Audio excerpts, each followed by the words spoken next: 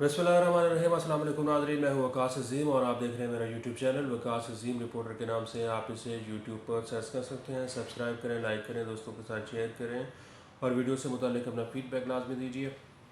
दोस्तों, आज इस्लामाबाद में IPPs यानी कि बिजली की कीमतों के मामले पर पाकिस्तान और चीन के दरमियान इंतहाई अहम तरीन मुज़ाकरात हुए हैं और वज़ारत ख़ज़ाना की जानिब से जो ऐलान किया गया है उसमें वज़ीर ख़ज़ाना मोहम्मद औरंगज़ेब की सरबराही में पाकिस्तान के वफ़द ने मुज़ाकरात किए हैं चीन के सफारत खाने के हुक्काम के साथ।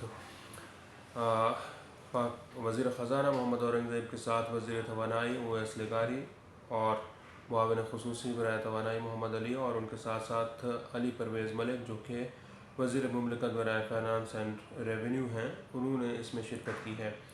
तो आज के व्लॉग में हम बात करते हैं कि जमात इस्लामी का जो धरना था वो ख़त्म हो चुका है। क्या जमात इस्लामी के धरने ने अपने मकासद हासिल किए हैं या फिर नहीं किए, और क्या जमात इस्लामी को हुकूमत की जानिब से एक मरतबा फिर मामू बना दिया गया है? क्या जमात इस्लामी को लॉलीपॉप दिया गया है? और जो मुआहदा मंजर आम पर आया है हुकूमत और जमात इस्लामी के दरमियान, क्या इस मुआहदे पर अमल दरामद करना मुमकिन है या फिर नहीं? और ये भी दीगर मुआहदों की तरह कहीं इसको भी हवा में तो नहीं उड़ा दिया जाएगा। तो आज के व्लॉग में हम बात करते हैं कि IPPs के मामले पर और पाकिस्तान में बिजली की कीमतों को कम करने के हवाले से हुकूमत कितनी संजीदा है और चीन की जानिब से आखिर इसका क्या रेस्पॉन्स आया है। तो जैसा कि आप जानते हैं नाजरीन के जमात इस्लामी जो है वो रावलपिंडी में मरी रोड पर धरना दिए बैठी थी, और जब जमात इस्लामी ने धरने का ऐलान किया था तो पहले ये ऐलान किया गया था कि जमात इस्लामी वफाकी दारुल-हुकूमत इस्लामाबाद में D चौक पर धरना देगी, लेकिन जमात इस्लामी का जो धरना है वो इस्लामाबाद तक पहुंचा ही नहीं, बल्कि फैज़ाबाद से वो सीधा सीधा मरी रोड और लियाकत बाग तक जा पहुंचा। धरने के जो शुरका थे जमात इस्लामी के वो भी इतनी बड़ी तादाद में नहीं थे, लेकिन जमात इस्लामी की जानिब से पाकिस्तान का जो इंतहाई अहम तरीन मसला है उसको ज़ोर व शोर के साथ उठाया गया है। तो सवाल बनता है कि जमात इस्लामी जो है वो इस आखिर सिर्फ जमात इस्लामी ही बिजली के मामले पर क्यों इतना धरना दिए बैठी थी, क्यों एहतजाज कर रही थी? बाकी जमातें जो हैं ख़ास तौर पर पाकिस्तान पीपल्स पार्टी और मुस्लिम लीग नून, वो क्यों एहतजाज नहीं कर रही थी? उन्होंने अपने वर्कर्स को क्यों नहीं निकाला? तो जमात इस्लामी की जानिब से जो अवामी जज्बात हैं उनकी अक्कासी तो की गई है, लेकिन इसके मुहर्रिकात जो हैं वो बहुत ही खुफिया थे, अबहम था उनमें, और मुबहम तरीके से जो जमात इस्लामी का धरना है वो इस्लामाबाद से वापस रावलपिंडी की तरफ मोड़ा गया। जमात इस्लामी बार बार ये कहती रही है कि IPPs के जो मुआहदे हैं ये पाकिस्तान के अवाम के लिए किसी भी सूरत काबिल कबूल नहीं है, क्योंकि IPPs पाकिस्तान की आवाम को महंगी बिजली दे रहे हैं और महंगे पावर प्लांट्स लगाए गए हैं। जो पावर प्लांट्स जिस कीमत पर पाकिस्तान में लगाए गए हैं ये पूरी दुनिया में कहीं नहीं लगाए गए, और कैपेसिटी पेमेंट का जो इशू है उसके ऊपर जमात इस्लामी जो है वो बार बार बोलती रही है। लेकिन ये मसला इतना सादा नहीं था, क्योंकि हुकूमत के कुछ हलके जो हैं वो भी ये चाहते थे कि IPPs के मामले पर बातचीत की जाए ताकि चीन को मुज़ाकरात की टेबल पर लाया जाए। तो आज ऐसा ही हुआ है।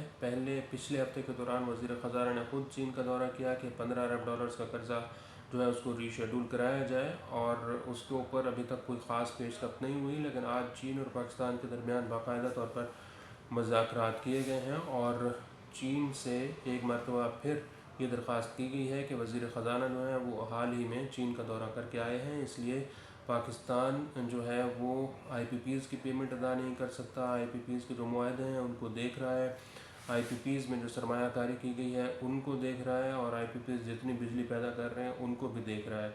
वज़ीर तवानाई OS लेगारी ने भी ये कहा कि हुकूमत पाकिस्तान IPPs के जो मुआहदे हैं उनको देख रही है और तवानाई सेक्टर में इस्लाहात ला रही है। बिटवीन द लाइन्स यानी कि दरमियान में ये बात कर दी गई है कि चीन के जो मुआहदे हैं उनको भी किसी सूरत देखा जाएगा, लेकिन चीन हो सकता है इन हुकूमत की जो इस्लाहात है इसके ऊपर नाराज़ हो, क्योंकि चीनी जो कंपनियां हैं उन्होंने पाकिस्तान में जब सरमायाकारी की है तो उन्होंने لانگ ٹرم سرمایہ کاری کی ہے۔ یہ نہیں ہو سکتا کہ چین کی سرمایہ کاری کو آپ ایک سائڈ پہ رکھ لیں، لیکن چینی جو پاور پلانٹس ہیں ان کو چلانا حکومت پاکستان کی ذمہ داری ہے۔ چین نے یہ کبھی نہیں کہا کہ حکومت پاکستان 10-12% یا پھر 20-30% کی کیپیسٹی پر، پیداواری صلاحیت پر ان آئی پی پیز کو چلائے۔ حکومت پاکستان کے پاس اگر وسائل ہیں تو وہ 100% پیداواری لاگت پر چینی پاور پلانٹس کو چلا سکتی ہے، جس سے کیپیسٹی پیمنٹ بھی کم ہو سکتی ہے۔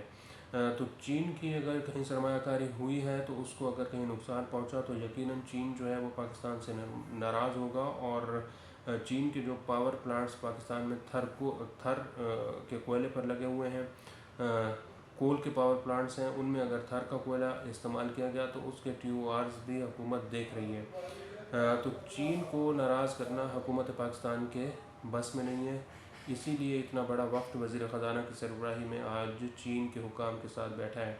لیکن جو معاہدہ جماعت اسلامی کے ساتھ کیا گیا ہے اس کو اگر آپ دیکھیں تو اس میں یہ جو معاہدہ ہوا ہے اس کے کوئی 7 سے زیادہ نکات ہیں جس کے اوپر حکومت پاکستان نے جماعت اسلامی کو یہ یقین دہانی کرائی ہے کہ ان نکات کے اوپر عمل درآمد کیا جائے گا۔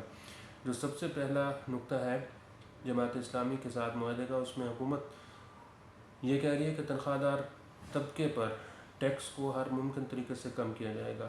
تو یہ جماعت اسلامی کو لالی پاپ دیا گیا ہے، جماعت اسلامی کو پھول بنایا گیا ہے، جماعت اسلامی کو پرینک کیا گیا ہے، کیونکہ یہ حکومت پاکستان اس سال تنخواہ دار طبقے پر کسی بھی صورت میں ٹیکس کم نہیں کر سکتی۔ حکومت نے جماعت اسلامی کے اس مطالبے کو تسلیم کیا ہے کہ بجلی کے بل ہر صورت کم ہونے چاہیے۔ فی یونٹ لاگت اور ان پر آنے والے ٹیکسز کا صارفین پر بڑا بوجھ ہے، اور حکومت نے وضاحت کی ہے کہ یہ مجبوری ہے۔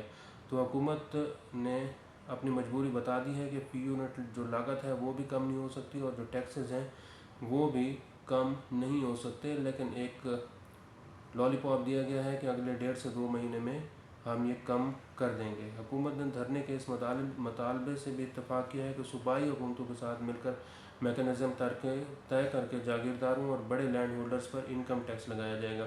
تو یہ آئی ایم ایف کی ڈیمانڈ ہے، یعنی کہ جماعت اسلامی نے آئی ایم ایف کی ڈیمانڈ کو پورا کرا دیا ہے کہ زرعی شعبے پر زراعت پر ٹیکس لگایا جائے گا۔ تاجر دوست اسکیم کے نفاذ سے پیدا ہونے والے غیر منصفانہ نظام اور خدشات کا خاتمہ کیا جائے گا۔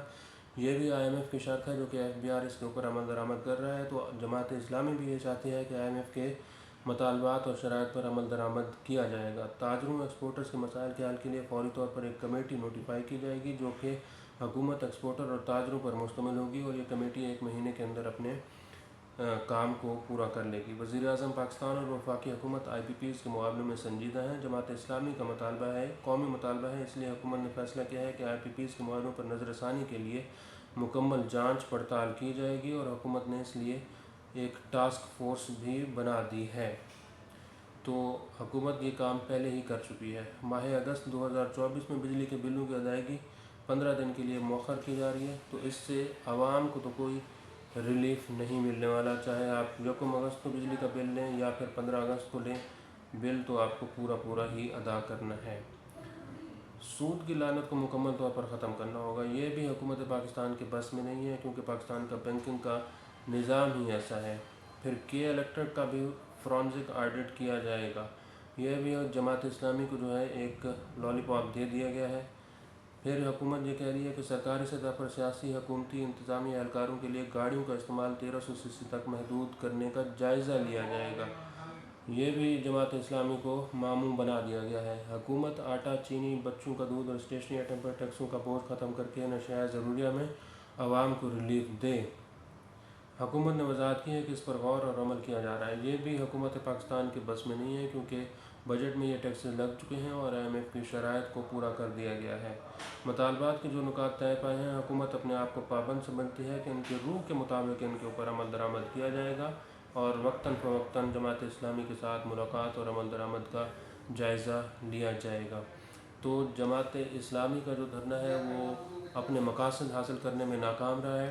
جماعت اسلامی کو حکومت ماموں بنا دیا ہے، کسی قسم کا کوئی مطالبہ پورا نہیں ہوا۔